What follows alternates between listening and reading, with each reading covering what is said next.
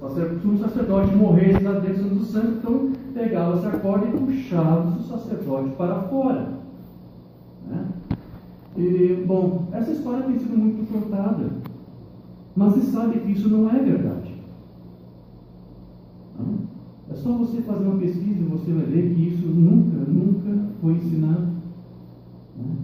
Eu só quero ler aqui rapidamente para você um testemunho de um estudioso, um professor do hebraico, estudioso do judaísmo antigo, Dr. Wave Nineway. Ele diz o seguinte: a corda amarrando o sumo sacerdote é apenas uma lenda. Ela tem origens obscuras lá na Idade Média. Começou lá essa história. Quem inventou essa história, não sei. Foi um monge. É uma história muito bonita, na verdade. Faz sentido. É cativante. O pessoal até hoje prega isso. Mas é uma história inventada, é uma fábula. E ela continua sendo ensinada até hoje. Não é encontrado em qualquer lugar na Bíblia, nos apócrifos, nos manuscritos do Mar Morto, nos livros de José, o historiador judeu, o Talmud, o Mishnah, que é um livro do próprio Talmud também, ou qualquer outra fonte judaica. Ela simplesmente não existe. Então nunca aconteceu tal coisa. Mas é verdade que Deus disse que se o sacerdote entrasse de uma forma irregular, ele iria morrer. Agora, como eu disse, nós não saberíamos de que forma, e nem sabemos se seria de imediato. E como eu disse, se era para ele sofrer esse tipo de juízo de pena capital de Deus, eu acho que Deus pelo menos faria isso, ele deixaria então o sacerdote sair, porque o povo de Israel saberia que Deus aceitou toda aquela oferta quando ele botava o seu rosto, colocava os seus pés para fora da porta do santuário. Quando eles viam o sumo sacerdote vivo lá perante eles, então havia uma grande festa, uma grande alegria, porque eles entenderam que o seu sumo sacerdote foi poupado e o sacrifício pelos seus pecados foi aceito por Deus. Verdade. Então era a melhor forma de saber se Deus aceitou ou não. Se Deus não aceitasse, ele faria o sumo sacerdote morrer diante do povo. E não lá dentro do santuário, uma corda puxando. Isso é uma história inventada. Então não era assim. Mas tem muita gente que gosta dessa história. Eu também gostava. Fiquei triste por descobrir que não era uma história verdadeira. Mas tudo bem. Nós não podemos ficar com tradições a vida toda, não é verdade? Se o que mais temos nessa mensagem é tradição. E aqui nós temos que tentar desfazer essas tradições. Amém. Amém. Não são coisas pequenas, é uma informação aqui que eu estou trazendo para os irmãos, que alguns conheçam, né? Então não esqueça. Eu tenho uma história para te contar, uma corda mais. Agora você já está entendendo. Ok. Agora veja, eu quero aqui defender essa minha teoria. Porque é uma teoria, você não é obrigado a concordar comigo. Deus disse que se entrasse de uma forma irregular ia morrer, mas não quer dizer que ia morrer ali imediatamente. E eu estou dizendo isso com base em algumas pesquisas que eu fiz. Porque nós temos registrado aí na história algumas pessoas que entraram lá no Santo dos Santos. Gentios, pior ainda. Nem eram judeus, gentios. E essas pessoas que entraram no Santo dos Santos não morreram de imediato. Morreram, sim. Sofreram alguma espécie de juízo. É como alguns interpretam. Mas não foi de imediato. Nós podemos tomar como exemplo aquele Antíoco Epifânio, Antíoco IV Epifânio, um rei Seleucida, o sírio, que lá no ano 168 a.C., ele profanou o santuário. Ele entrou no Santo dos Santos, pegou porcos, sacrificou porcos, que é um animal impuro de acordo com a lei, derramou o sangue de porcos ali dentro do Santo dos Santos, ele fez coisas horríveis. Ele profanou o templo de Deus. E ele morreu quando fez isso? Não. Logo ali, de imediato? Não. Mas ele teve vários outros problemas, ele teve outras lutas e batalhas, e a história conta que dali 4 anos este homem foi acometido de uma doença inexplicável, não sabe até hoje o que foi, se foi um tumor, um câncer desconhecido. Este homem simplesmente se enfraqueceu e morreu. Dali 4 anos. José, no seu livro, conta que alguns diziam que este Antíoco morreu porque ele havia profanado um templo da deusa Diana. Ele gostava de profanar templos. Mas então José diz, não, ele morreu sim com uma maldição divina, mas por ter profanado do santuário de Deus, porque ele entrou lá no Santo dos Santos, ele profanou no templo. Ele morreu, mas não foi de imediato. Nós temos um outro exemplo de um outro general romano, que uma vez entrou no Santo dos Santos, muito conhecido, chamado Pompeu, no ano 63 a.C. Pompeu, um general romano, era a autoridade máxima em Roma naquela época, e ele cercou Jerusalém por 3 meses, até que ele conseguiu chegar próximo ao templo. Naquela época, o acesso ao templo era muito complicado, era muito difícil, tinha uma espécie de abismo, era muito difícil. Então, a duras penas, este homem ali, com insistência, depois de 3 longos meses, ele então conseguiu adentrar no templo. E lá dentro, no pátio do templo, havia milhares de judeus. 12.000 judeus morreram naquela batalha. E quando Pompeu então conseguiu vencer as muralhas, os obstáculos, diz a história que Pompeu, ele entrou dentro do templo, abriu o véu e entrou dentro do Santo dos Santos. O que foi uma coisa terrível, foi uma blasfêmia, foi uma grande profanação para os sacerdotes naquele dia, que chegavam a implorar, em hebraico, obviamente, que eles estavam entendendo, para que ele não fizesse isso, não entrasse, não violasse essas leis. Mas acontece que ele entrou de mais de curioso. E vou dizer por que foi apenas de curioso, porque naquele tempo se inventavam muitas histórias, criava-se muita história sobre o que podia haver lá dentro do véu. Alguns diziam que havia animais, sangue de animais, ou animais que se criavam, que mulheres estivessem lá dentro, enfim, havia muitas histórias. Então ele queria conferir em loco, pessoalmente, para ver exatamente o que havia lá dentro. E foi uma decepção, porque não tinha nada. Eu creio que só havia ali os rolos ali guardados, né? Mas a história diz que este homem foi muito respeitoso com a fé judaica. Ele preservou a religião judaica, ele não violou o templo, ele só realmente entrou ali de curioso, mas embora ele fez por ignorância, porque a lei disse que não podia, mas ele preservou todas as coisas que estavam ali, inclusive ele mesmo instituiu os sacerdotes depois. Havia ali vários objetos, ele não tocou em nada, não violou nada.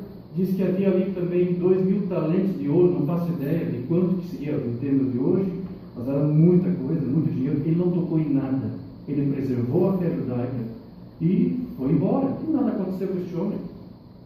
A história depois conta que dali a alguns meses, este mesmo Pompeu, ele resolveu criar uma espécie de triunvirato, dividindo o reinado de Roma em 3 generais.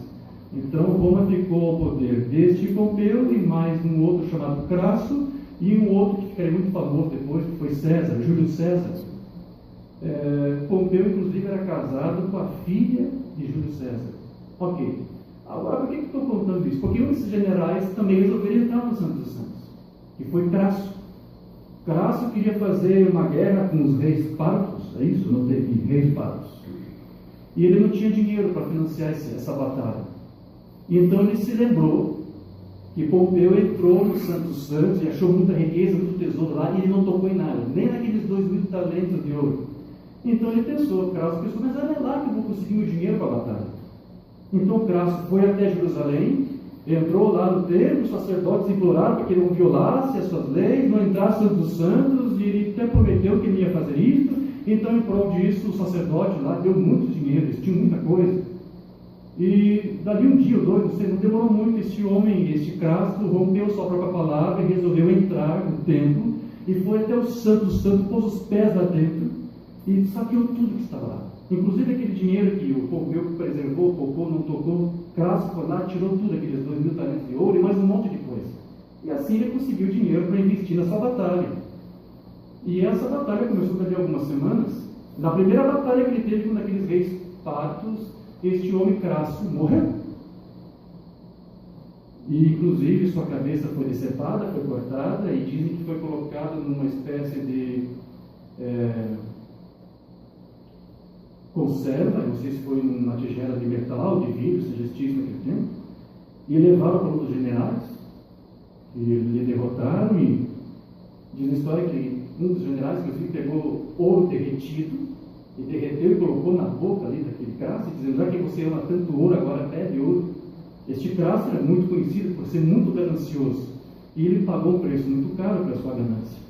Esse teve um juízo muito rápido, foi ali questão de que semanas, meses, não sei, né? O juízo foi muito rápido que veio sobre ele, porque ele pôs os pés no Santo dos Santos. E embora o Pompeu, voltando agora a Pompeu, embora ele tenha sido até respeitoso pela religião judaica, ele teve um fim, não foi um fim triste não. Se você quer aludir também por ele ter posto o pé no Santo dos Santos, é com você. Eu sei que depois de algum tempo, foi quando sua esposa faleceu, ele entrou em briga com seu próprio sogro, Júlio César, e então eles tiveram uma batalha e Pompeu perdeu a batalha na Grécia, então se refugiou no Egito, e lá no Egito ele acabou sendo morto. Sua cabeça também foi cortada, decepada e levada até Júlio César, que até ficou assustado quando viu a cabeça dele, mas ao mesmo tempo aliviado, porque era um inimigo menos. Então veja, todos que puseram os pés dentro do Santo dos Santos não tiveram um fim feliz, um fim bom. Mas nenhum deles morreu de imediato. Você está entendendo o que eu estou dizendo isso? Por que eu estou contando todas essas histórias? Deus disse que quem entrasse lá morreria. Mas não quer dizer que ia morrer imediatamente ali. Deus ia fazer alguma coisa. O seu juízo iria, com certeza, no tempo dele, da maneira dele. Ok? Amém. Agora, voltando a tocar nesse assunto do véu, aquele véu que fazia a separação, as Escrituras nos mostram as dimensões que esse véu possuía, e essas dimensões elas variavam conforme as épocas, porque no tempo de Moisés, no santuário lá do deserto, o véu tinha uma dimensão. Depois, quando Salomão construiu o templo, o véu tinha uma outra dimensão bem maior. Bem mais tarde, depois, isso foi depois de Pompeu, Herodes se apossou ali como rei, ele retificou o templo e construiu um véu também com dimensões ainda maiores, né? Então, nos dias de Moisés, lá o véu era de 4,5 metros, tanto de altura como de largura. Já nos dias de Salomão, o véu tinha 30 côvados, ou seja, 13,5 metros de altura. 13. Muito alto, muito grande. Porém, depois dos dias de Herodes, que aí é os dias de Jesus, né? O véu tinha 18 metros de largura por 18 de altura. E isso que encontra o próprio José no seu livro, porque ele também era contemporâneo de Jesus. E também eles registraram que a espessura do véu era de 12 centímetros, ou seja, era muito grosso.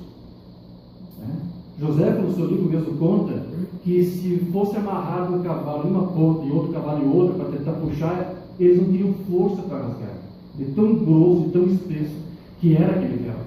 Por isso que eu disse para você no início que aquele véu, quando se rasgou, não foi um fenômeno natural, foi algo sobrenatural que aconteceu ali.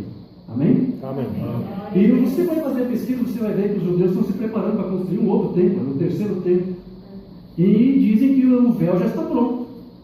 Senhoras lá na comunidade de Siló já fizeram o véu. O véu, eu peguei as dimensões aqui, ele tem 20 metros de altura, 10 de largura e 10 centímetros de espessura. Já está pronto. A partir do momento em que liberarem lá para construir o templo, eles já estão bastante adiantados.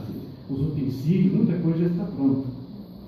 Agora veja, nós entendemos pelas Escrituras, e principalmente pela Escritura de Hebreus, eu quero ler aqui com você, que nos mostra que, na verdade, aqueles utensílios, tudo aquilo que você vê lá, os sacerdotes fazendo lá no santuário, no templo, aquilo tudo, na verdade, era apenas uma alegoria daquilo que o Messias, daquilo que o Cristo haveria de fazer por nós, porque, na verdade, Jesus, hoje, ele está cumprindo esse papel de sumo sacerdote da igreja, amém? Amém. E Jesus, como você sabe, ele cumpriu todos os tipos, todas as sombras da lei. E lá em Hebreus 9, quero ler com você, o autor ali esclarece que Jesus cumpriu todos aqueles tipos que falavam acerca do templo, do santuário, do véu. Vamos ler isso. Hebreus capítulo 9, a partir do versículo 1. Aqui diz: ora, também a primeira tinha ordenanças de culto divino, e um santuário terrestre, porque um tabernáculo estava preparado. O primeiro, em que havia o candelabro, e a mesa, e os pães da proposição, ao que se chama o santuário, quer dizer, o santo lugar. Mas depois do segundo véu, estava o tabernáculo que se chama o Santos dos Santos, onde o sumo sacerdote só entrava uma vez ali, que tinha o incensário de ouro e a arca da aliança, coberta de ouro toda em redor, e que estava um vaso de ouro que continha o maná, e a vara de Arão que tinha florescido, e as tábuas da aliança, e sobre a arca os querubins da glória, que faziam sombra no propiciatório. das quais coisas não falaremos agora particularmente, porque tudo isso tinha um símbolo. Né? Ora, estando estas coisas assim preparadas, a todo tempo entravam os sacerdotes no primeiro tabernáculo, na parte do santo lugar, ok?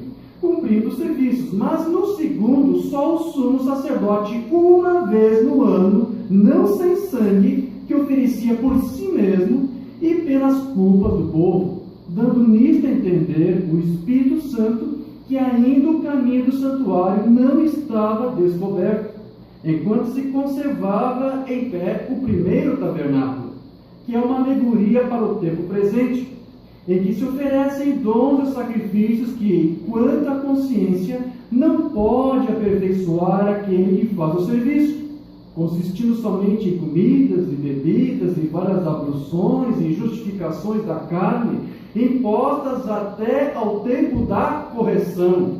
Mas, vindo Cristo, o sumo sacerdote dos bens futuros, por um maior e mais perfeito tabernáculo, não feito por mãos, isto é, não desta criação, nem por sangue de bodes e bezerros, mas por seu próprio sangue, entrou uma vez no santuário, olha lá, santuário celestial, daquele que foi o modelo para o terreno, entrou uma vez no santuário, havendo efetuado uma eterna redenção. Porque se o sangue dos touros e bodes e a cinza de uma novilha esparzidas sobre os imundos o santifica quanto à purificação da carne, quanto mais o sangue de Cristo, aleluia, que pelo Espírito eterno se ofereceu a si mesmo imaculado a Deus. Jesus foi oferta para Deus. aleluia, Purificará também as vossas consciências obras mortas para servirdes ao Deus vivo. amém. E por isso é mediador de um novo testamento, para que, intervindo a morte para a remissão das transgressões que havia debaixo do primeiro testamento, os chamados, quer dizer, os eleitos, os predestinados, recebam a promessa da herança eterna. Diga graças a Deus. Resumindo, aqui este autor está dizendo, não há mais separação. Aquele véu fazia uma separação, mas agora o véu foi rasgado, foi rompido, então não há mais separação.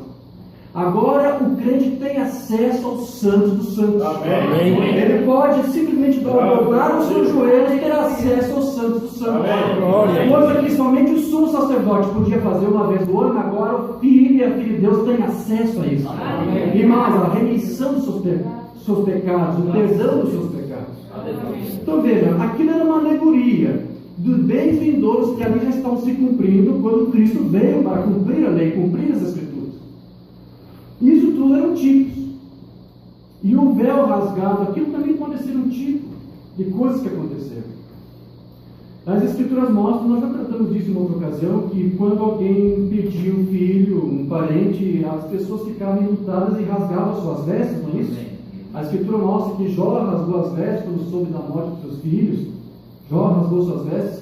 Jacó, é especial Jacó, com isso que quero trabalhar. Jacó rasgou também suas vestes quando soube da falsa notícia da morte de José. Lembra disso? Jacó disse, isso eu contei numa outra mensagem, Jacó disse ao seu filho José, seus irmãos estão apacentando ovelhas lá em Siquém. Eu quero que você vá lá em Siquém, veja como é que estão os teus irmãos, mas depois eu quero que você volte para mim e traga a mim sinais. A palavra no hebraico lá, eu lembro que parece que é arrobar, que quer dizer provas, garantias. Ou seja, Jacó disse, eu quero que você traga para mim sinais e garantias que prove e garante para mim que os teus irmãos lá estão bem, estão sãos, estão salvos. Então José foi lá em busca dos seus irmãos já não estavam mais sequer, estavam em outro lugar. Alguém disse, sim, eu vi seus irmãos para lá, e ele foi para outro lugar. E você sabe a história, não vou contar todos, os irmãos não gostavam, tinham os ciúmes de José. Então eles venderam para mercadores israelitas, algo assim, depois foi levado para o Egito. E eles chegaram depois ao seu pai, que amava tanto José, e contaram aquela história mentirosa de que José tinha sido morto. E você lembra que a Escritura relata que a dor de Jacó ao receber essa falsa notícia foi tão forte que diz que ele rasgou as suas vestes e chorou amargamente pela perda do seu filho. E aquele véu que foi rasgado lá no santuário, era como se Deus também estivesse demonstrando isso. Porque ali no Calvário, o seu filho foi sacrificado. O seu filho foi morto. E Deus, para demonstrar a Israel que estava rejeitando o seu filho, o seu desgosto, a sua tristeza por ver seu filho morto na cruz, ele rasgou o véu. Quando Deus rasgou o véu do templo, era como se ele estivesse rasgando suas próprias vestes, para mostrar seu luto, sua tristeza. Agora veja, Jacó depois se encontrou com seu filho novamente, não foi? Sim. Lá no Egito. Para ele é como se seu filho tivesse revivido dos mortos, não é verdade? E ali então José pode até cuidar dos seus irmãos no Egito, porque havia uma fome ali tremenda. Então José cuidou dos seus irmãos, enfim, tudo isso são tipos, meus irmãos. Porque veja que quando Jesus ressuscitou no terceiro dia, Deus ressuscitou o seu filho no terceiro dia. Amém. E quando quiseram tocar nele, disse: não me toquem. E até o Romano tem uma mensagem que ele explica isso: não me toquem, porque primeiro tem que ir ao meu Deus. Verdade. Mas diga aos meus discípulos, diga aos meus irmãos, que eu subo ao meu Pai e vosso Pai, ao meu Deus e vosso Deus. Mas enquanto ele não subisse, ninguém pôde tocar nele. Quando ele desceu do encontro que ele teve com Deus, então puderam tocar nele, porque ele já havia tido esse encontro. Mas por que era tão importante que ele tivesse esse encontro com Deus primeiro? Porque ele tinha que cobrir os tipos. Lembra que Jacó disse: eu quero que você volte e traga para mim sinais, provas de que os teus irmãos estão bem, estão sendo salvos. José não pôde fazer isso, mas ele pôde cuidar dos seus irmãos quando todos eles foram juntos com ele no Egito. Ok? Quando Deus acendeu o seu filho, ressuscitou o seu filho, ele foi até os santos dos santos. Ele apresentou lá para o Pai sinais, provas e garantias de que eu e você estávamos sãos e salvos. Amém. Ele apresentou sua própria vida, seu próprio sangue como sinal, como garantia. Aleluia. E agora ele mostrou: o véu está rasgado. Agora não há mais separação. Não há mais separação. Agora nós temos acesso ao Santo dos Santos. Então, quando o Pai viu tudo isso e os sinais que ele demonstrou como uma garantia, cumprindo os tipos, cumprindo a lei, o Pai colocou o seu filho à sua destra e disse que colocaria todos os seus inimigos como escabelos dos seus pés. Amém. E não se esqueça que os pés fazem parte do corpo, e você é corpo de Cristo. Amém. Então os inimigos também têm que estar debaixo dos teus pés. Amém. A morte já está debaixo dos teus pés. A enfermidade já está debaixo dos teus pés. O pecado, as acusações, as tentações, tudo isso já está debaixo dos teus pés. Porque agora você tem acesso ao Santo dos Santos. Glória a Deus. Porque o véu que te separava entre você e Deus foi rompido. Diga graças a Deus. Graças a Deus. Agora o Branda vai nos dizer nas suas mensagens que aquele véu do templo e o próprio Cristo lá que foi pregado na cruz era um véu de Deus, não é isso? O Branda falava que o corpo de Cristo era um véu de Deus. E o Branda também nos ensina que antes que Deus assumisse aquele corpo de carne lá como o seu véu, Deus usou a teofania de seu filho no passado também como o seu véu. Era assim que o Branda explicava. E se ele disse isso, nós cremos e falamos a mesma coisa. Amém. Uma mensagem que fala isso. Mensagem poderoso, Deus desvelado perante nós. 29 de junho de 64. Aqui o Branda vai dizer: e enquanto encontrava-se sobre a rocha, Moisés o viu passar. Lembra que Deus disse que Moisés poderia ver Deus, mas só as costas dele, porque ninguém pode ver a face de Deus e viver. Verdade. Então Deus permitiu que Moisés visse as suas costas. Romano explica para nós o que Moisés estava vendo ali. Ele não viu passar, ele viu as costas dele. E disse: parecia um homem, as costas de um homem. No entanto, ele não viu Deus. Não, ninguém pode ver Deus e morrer. Se Jesus fosse Deus e Moisés visse Deus, ele teria que morrer. Mas como Jesus não é Deus, ele pode ver as costas de Jesus e pode ainda viver. Mas eu estou só adiantando, porque foi isso que o Romano ensinou. O que ele viu ali, as costas daquele homem que ele viu, não eram as costas de Deus exatamente, mas as costas do seu filho. No entanto, ele não viu a Deus, ele somente viu o véu de Deus. Amém. A Bíblia disse: Deus nunca foi visto por alguém, mas o unigênito do Pai o fez conhecer. assim que Moisés o viu velado como um homem. Glória a Deus. Então Deus estava usando um véu teofânico, porque uma mãe explica outra mensagem que aquilo era uma teofania. Deus sempre se velou, não é isso? Amém. Até que depois houve um momento em que Deus também começou a se velar nos seus próprios profetas. Uma mãe ensinava assim: os profetas também eram Deus ali velado em carne humana, mas em uma medida. Os profetas, eles também eram chamados de deuses. Uma mãe chamava de Deus, mas deuses com D minúsculo, porque eles tinham ali a palavra para o seu dia. Mas até que um momento, então, na plenitude dos tempos, vem o Filho unigênito, Glória a Deus. o primogênito da criação, agora também em carne humana. E Deus passa a habitar também agora neste Filho. Não contente usar apenas a sua teofania como o seu véu, agora desse Filho, em um corpo de carne humana, Deus se vela também neste corpo. Então o que você tem naquele corpo ali é Deus velado em carne humana. É assim como eu ensinava. Mensagem O Estranho, 14 de julho de 64. Ouça a palavra que pregamos e a palavra que eu disse esta manhã.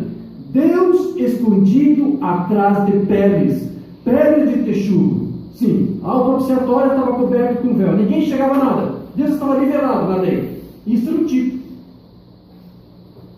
Deus escondido atrás da pele de um homem. Estão vendo? Isso é o que ele fez. Quando Deus foi manifestado no mundo, ele estava escondido atrás de um véu, atrás de uma pele de um homem chamado Jesus. Amém.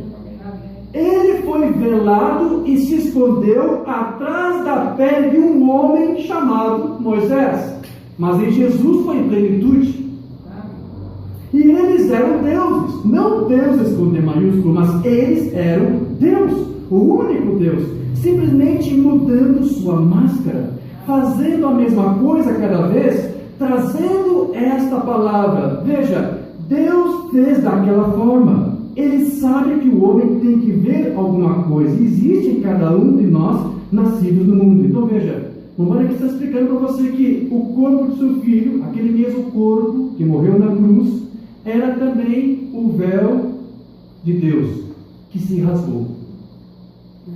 Então aquele corpo que foi partido na cruz, que tipifica também um véu sendo ali rasgado, tipifica também Deus sendo desvelado de uma vez por todas, para mim e para você. Glória a Deus.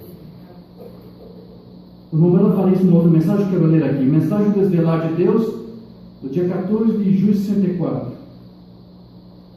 Aqui vai dizer: Deus velado na forma de um homem, escondia a si mesmo deles. Eles podiam ver somente um homem, mas aqueles predestinados, os eleitos, os escolhidos, viram a Deus. Os que não foram eleitos, os que não foram ordenados, viram apenas um taumaturgo, um fazedor de milagres, um homem comum. Mas aqueles que eram eleitos, eles estão vendo que era Deus em carne humana que estava ali. Amém. Deus, filho do homem. Okay. Um viu um homem e outro viu Deus. Vê? E isto era Deus velado em um ser humano, tornando ambos corretamente. Mas a sua fé está no que você não vê. Amém. Você o crê de qualquer modo? Verdade. Deus velado em um ser humano. Ele estava naquela carne, e aquela carne era o seu véu, e o véu foi rasgado. Veja, para que Deus pudesse ser manifestado. Amém. No Antigo Testamento, Deus estava escondido, quando ele estava em seu lugar de misericórdia, no lugar de misericórdia, separado por um véu. No Antigo Testamento, Deus estava em seu templo, mas as pessoas viam e adoravam assim. Mas recordem, lá havia um véu, amém, que escondia Deus. Eles sabiam que Deus estava lá, não podiam vê-lo. Aquela coluna de fogo nunca apareceu mais lá. Você observou? Deus estava velado. Amém. Graças a Deus. Amém. Então vamos explicar que pela lei ali o véu estava cobrindo os olhos de todos do propiciatório, porque o propiciatório estava lá dentro do Santo dos Santos. Mas agora o que aconteceu ali na cruz? O propiciatório verdadeiro, que é Cristo, porque ele é da expiação, né? Foi lá pendurado na cruz do madeiro, e o véu que cegava, que tapava, foi rasgado. Então agora o que está dizendo ali com isso? A propiciação vai estar disponível a todos, não somente ali para Israel, mas também para todos os gentios, para todas as nações, para todos aqueles que reconhecessem Deus ali velado naquela carne. Amém. Então o Brando explica para você que lá na lei, quem entrasse no Santo dos Santos morreria. Quem desejasse ter experiência, estar na presença de Deus, face a face com Deus, ao entrar no Santo dos Santos, que não fosse um sacerdote, morreria. Mas hoje, quando o véu se rasgou, tudo se inverteu. Agora, se você ficar de fora, então você perecerá. Antes na lei era morte entrar dentro. Agora a Bíblia diz, é morte você ficar de fora disso. Agora, se você quer entrar na presença de Deus, se você quer estar face a face com Ele, agora você vai ter que entrar no Santo dos Santos. Você vai ter que aceitar a propiciação. Amém? Amém. Mensagem poderoso, Deus desvelado perante nós. Sabe, no Antigo Testamento, entrar na parte de trás daquela pele era morte. Agora, ficar afastado da parte de trás é morte. Agora, se você ficar longe disso, você vai perecer. Naquele tempo, entrar na glória dele era morte. Agora, ficar afastado da glória dele é morte. Isso aconteceu, claro, ao rasgar-se o véu no Calvário. Aquele véu que foi rasgado tirou aquela separação que havia entre o homem, o pecador, e Deus. E agora, com o véu rasgado, você pode entrar no Santo dos Santos. Glória a Deus. Quando o véu se rasgou, o antigo véu, agora, ficar fora da presença dele é morte. Naquele tempo, entrar na presença dele era morte. Está vendo? Mas agora tudo se inverteu. Muda de cá e para lá. E é preciso encontrar-se a Escritura para ver em que dia estamos vivendo. Agora, o véu rasgou-se no Calvário. O propiciatório ficou plenamente visível. Aqui o Romano está dizendo que aquele que foi pregado na cruz era o véu de Deus, mas era também ao mesmo tempo propiciatório. Ok? Ficou plenamente visível, mas o que aconteceu? Estava deteriorado no Calvário, pingando sangue.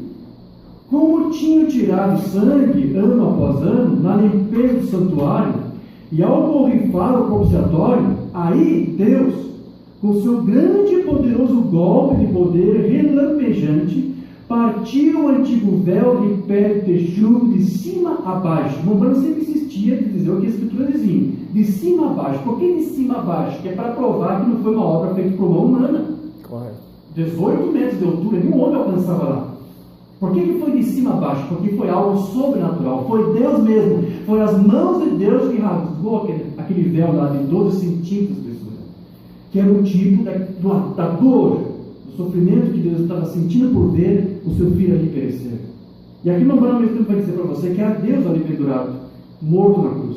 Ele entregando a si mesmo para se fazer homem. Mas como? De que maneira? Por representação, porque Deus não pode morrer, você não pode matar Deus.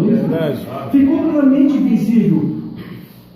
Aí Deus, o seu grande e poderoso golpe de poder relampejante, estou repetindo, partiu o antigo véu de pele de texugo de cima a baixo, e o propiciatório ficou plenamente visível. Agora você tem acesso ao propiciatório. Ok. O Cordeiro, verdadeiramente genuíno de Deus, dependurado, bem à vista do Calvário, o verdadeiro propiciatório. Então o propiciatório da lei era apenas um tipo, uma sombra. Ali na cruz tem o verdadeiro propiciatório. Quando Deus havia pagado o preço, Ele próprio, e tornou-se um de nós, e manifestou-se como homem para se familiarizar conosco e para nós nos familiarizarmos com Ele. O propiciatório estava plenamente visível a todo o Israel naquele dia da expiação. Na verdade era a véspera de Páscoa, né? Mas ele disse que também é expiação, porque ali é uma expiação sendo provida não apenas a Israel, mas a todas as nações. Ok. Ok. Mas, ai das tradições. Ai das tradições dos pais da igreja. Daquele dia, que tinham, pelas suas tradições, tinham velado do povo o verdadeiro propiciatório. Ou seja, Os representantes da lei naquele dia, os representantes da cadeira de Moisés, não estavam reconhecendo que Jesus ali era o propiciatório, as escrituras se cumpriam. Então eles tentaram ainda velar aquele propiciatório para Israel. O véu estava ali escancarado, rasgado, aberto, o propiciatório estava visível, os profetas estavam à mostra, mas havia ali doutores, havia ali estudiosos, mestres, pregadores, tentando ainda com o véu cobrir o propiciatório. E uma humana disse, ai daqueles dias, eu digo ai pelos dias de hoje. Porque talvez dentro dessa mensagem você tem início tentando de alguma forma velar o propiciatório, dizendo, não existe mais propiciação, não existe mais sangue, não existe misericórdia. Estão tentando outra vez velar o propiciatório para o povo de Deus. Como fizeram lá, os mesmos que crucificaram Cristo estão crucificando outra vez, velando o propiciatório para o povo de Deus. E se a Escritura lhes tivesse sido ensinada, eles teriam visto o propiciatório. Esses que dizem que o sangue acabou, que não tem mais propiciação, porque não tem mais propiciatório, se a revelação fosse entregue a eles, eles reconheceriam que ainda há sangue sim, ainda há misericórdia sim. Ele está lá como sumo sacerdote. Amém. Como Moisés disse aqui, até hoje estão velados. E infelizmente até hoje, para alguns, ainda continua velado. Ainda está sobre o coração deles. Eles não veem, mas Ele era Deus, o sofrimento e a expiação. Ele foi o genuíno propiciatório que se encontrava plenamente visível. Amém. Graças a Deus. Então, só para encerrar aqui essa parte, o humano vai dizer aqui mais ou menos no sermão, eu mesmo, desvelar de Deus. Ele vai falar aqui que Deus está rompendo as tradições. Com a sua palavra, com a sua doutrina, como Ele fez no passado, Ele está fazendo hoje. Porque Jesus Cristo é mesmo ontem, hoje, eternamente. Amém. Desvelar de Deus. E desde que o homem fosse além do véu, a morte era instantânea. Se alguém entrasse lá no Santo dos Santos, morreria. Mas hoje tudo se inverteu. Verdade. Agora é morte se não passar por ele. Amém? Amém. Se você não puder romper aquele véu de tradição, romper através daquela parede de iluminação para ver a Deus seu poder, é morte. Então toda tradição que tem cegado os filhos, todo tipo de tradição, todo tipo de doutrina que é contra a Escritura, isso vela e separa eles de Deus. Aqui uma banda diz, você tem que se separar de todas as tradições dos homens, de todo o ensino do homem, de todo o véu do homem, se você quer ter acesso ao Santo dos Santos. Ok. Glória a Deus. Depois ele diz, onde era morte entrar, agora é morte ficar do lado de fora. E como é triste saber que alguns, por tradições, estão ficando do lado de fora. Todo lugar de misericórdia está às vistas. Qualquer pessoa pode vê-lo. O véu está rasgado. Diga glória a Deus.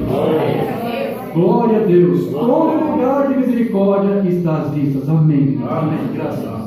Nós possamos aqui nos mantermos fiéis à sua palavra, não tradições. Amém. E todo o véu de tradição que seja rasgado esta noite. Amém. Pensamento próprio, interpretação própria, tudo isso tem que morrer. Aleluia. Amém? Amém. Graças a Deus. Você coloca de pé, queridos. Amanhã nós vamos dar continuidade a esse tema. Amanhã não, no culto de domingo. Amém? Amém. Vamos orar com o Pai. Amado Pai Celestial, Deus amoroso, agradecemos, Senhor, por este momento, culto que tivemos aqui para meditar na Tua palavra.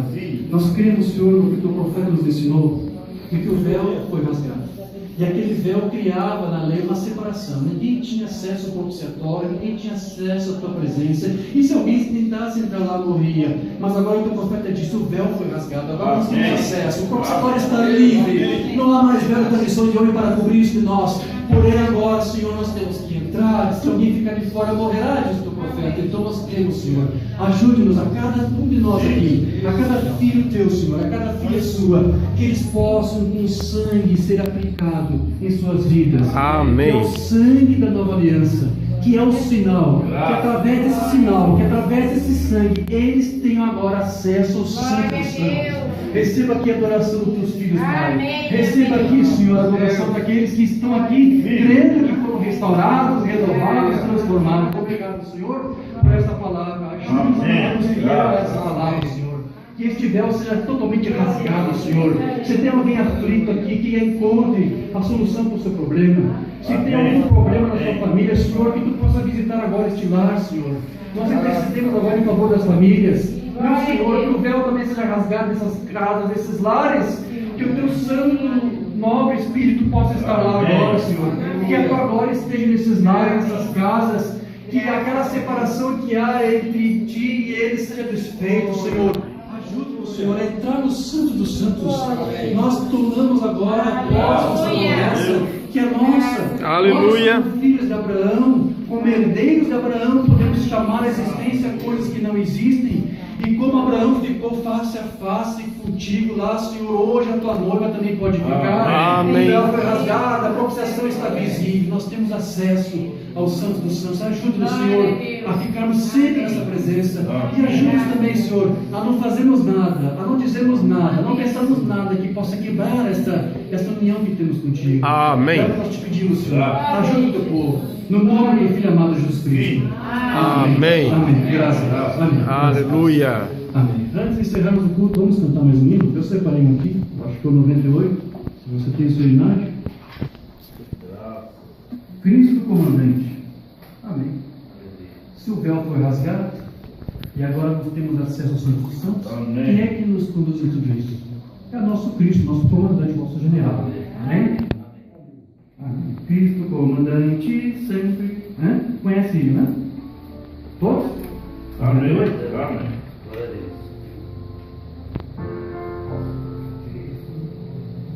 Cristo comandante sempre nos será, na beleza santa frente marchará, nunca suas hostes abandonará, seguiremos até o fim,